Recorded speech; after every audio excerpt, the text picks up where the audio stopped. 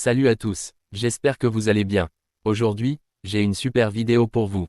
Un transfert de prestige en vue pour le Barça. Blessure de Ter Stegen, le Barça peut enfin agir sur le marché. Alors regardez-la jusqu'à la fin. Si ce n'est pas encore fait, abonnez-vous à la chaîne et activez la cloche de notification pour ne rater aucune de mes prochaines vidéos. Mon objectif, atteindre les 100 000 abonnés, et j'ai besoin de vous pour y arriver. Un immense merci à chacun d'entre vous pour votre soutien. Vous êtes les meilleurs. S'il vous plaît, évitez de faire des vieux commentaires. Dis-moi dans quel pays tu regardes cette vidéo. Pour une salutation spéciale, Barça, un coup du sort relance totalement le mercato. Le FC Barcelone, toujours entre ambition sportive et contraintes réglementaires, vient de voir son mercato prendre un tout nouveau tournant, à cause d'un imprévu de taille, la blessure prolongée de Marc-André Ter Stegen. Le portier allemand, pourtant un pilier du Barça depuis bientôt une décennie, pourrait être temporairement écarté de la liste officielle du club. Et ce n'est pas une décision sportive ou stratégique. C'est un fait médical qui pourrait offrir à Hansi Flick une carte inattendue à jouer dans cette fin de mercato. Depuis plusieurs semaines, les signaux étaient clairs. Le Barça, qui a déjà accueilli Johan Garcia, Rooney Bargui et Marcus Rashford, ne peut plus enregistrer de nouveaux joueurs à la fédération espagnole. Le nombre maximum de joueurs autorisés est déjà atteint. Et comme les finances restent tendues, impossible de multiplier les transferts sans d'abord libérer de l'espace dans l'effectif. Mais voilà, le sort, parfois cruel, peut aussi devenir opportunité. Marc-André Ter Stegen, blessé au dos, avait lui-même annoncé sur les réseaux sociaux qu'il serait éloigné des terrains pour environ 3 mois. Mais selon les informations récentes du très sérieux Mundo Deportivo, le diagnostic se révèle plus grave que prévu, son indisponibilité pourrait s'étendre à 4, voire 5 mois complets. Et à ce moment précis, un détail du règlement de la RFEF, la Fédération Royale Espagnole de Football, entre en jeu. Tout joueur blessé pour une durée supérieure à 4 mois peut être temporairement désinscrit de la liste officielle du club. Concrètement, cela signifie que le Barça pourrait retirer Ter Stegen de sa liste, libérant ainsi une place précieuse pour inscrire un nouveau joueur, et sans transgresser aucune règle. Une aubaine que les dirigeants catalans n'avaient pas anticipée, mais qu'ils comptent bien saisir. En coulisses, tout s'active, le staff médical prépare le dossier complet de l'Allemand pour l'envoyer à la fédération. Pas de précipitation, pas d'annonce officielle pour l'instant, mais les signaux sont de plus en plus clairs, le FC Barcelone prépare une nouvelle offensive sur le marché. Et les pistes sont déjà connues. Depuis quelques jours, le nom d'un attaquant d'Arsenal circule dans les couloirs du Camp Nou. Un profil qui pourrait venir compléter l'effectif, profiter d'un prêt, et surtout permettre à Hansi Flick de ne pas entamer la saison avec des options limitées dans les lignes offensives. Mais revenons à la situation de Ter Stegen.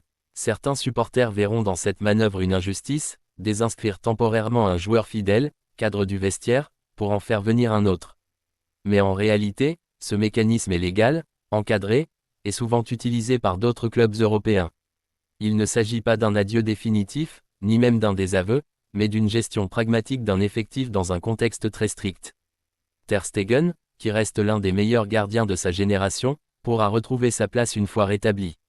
En attendant, Johan Garcia, tout juste arrivé de l'Espagnol, aura l'occasion de prouver sa valeur dans un rôle de titulaire provisoire. Une chance pour lui, un test pour le staff, et un pari pour le Barça. Mais tout cela pose aussi une question plus large, le Barça a-t-il bien anticipé les blessures et les imprévus dans la composition de son effectif? En période de mercato, chaque jour, chaque blessure, chaque clause peut tout faire basculer. Alors que l'été avance, les Blaugrana semblent prêts à s'adapter, à faire preuve de créativité, et surtout à ne pas subir le marché, mais à le maîtriser.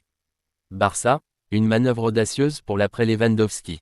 Le FC Barcelone n'a pas fini de faire parler de lui sur le marché des transferts. Alors que l'ombre de Robert Lewandowski plane encore sur la pointe de l'attaque catalane, les dirigeants Blaugrana pensent déjà à demain.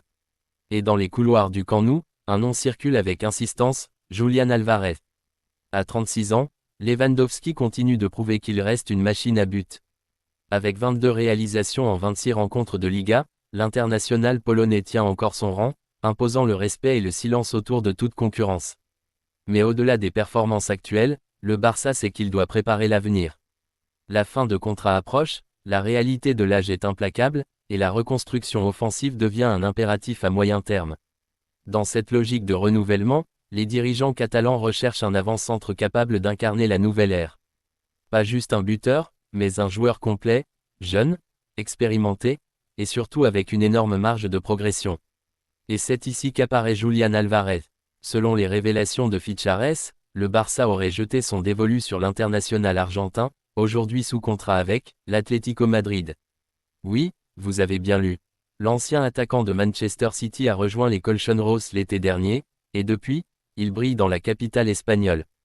Avec 18 buts en 38 apparitions toutes compétitions confondues, Álvarez a rapidement fait taire les sceptiques et s'est imposé comme l'un des éléments offensifs les plus redoutables de la Liga.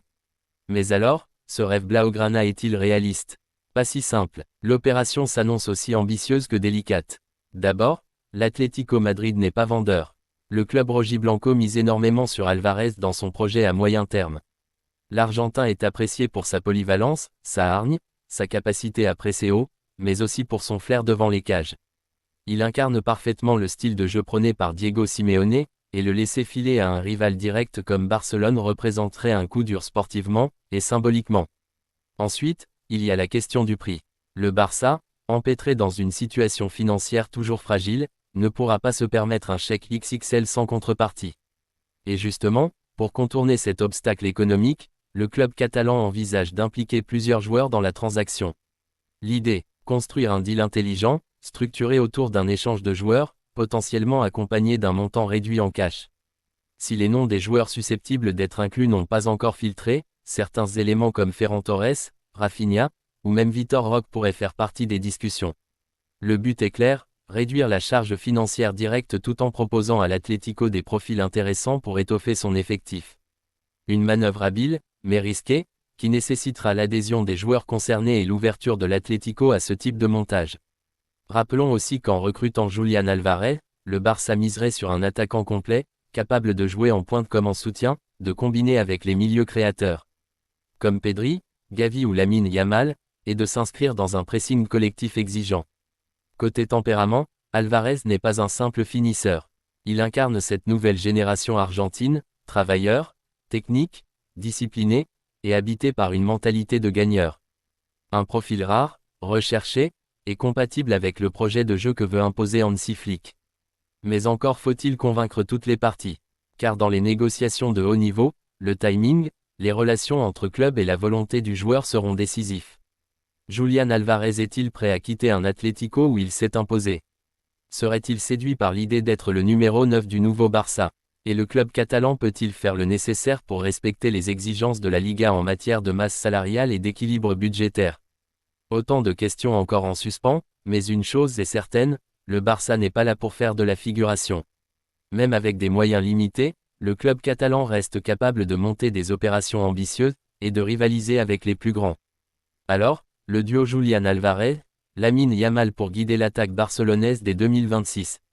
Rêve ou future réalité? Et vous, pensez-vous que Julián Álvarez serait le bon choix pour succéder à Lewandowski au Barça? Dites-le nous dans les commentaires. Et surtout, abonnez-vous à la chaîne, mettez un like si vous avez aimé cette analyse, et partagez la vidéo à tous vos amis fans du Barça. Parce qu'ensemble, on suit l'actu du club au plus près, avec passion et précision. Yeah!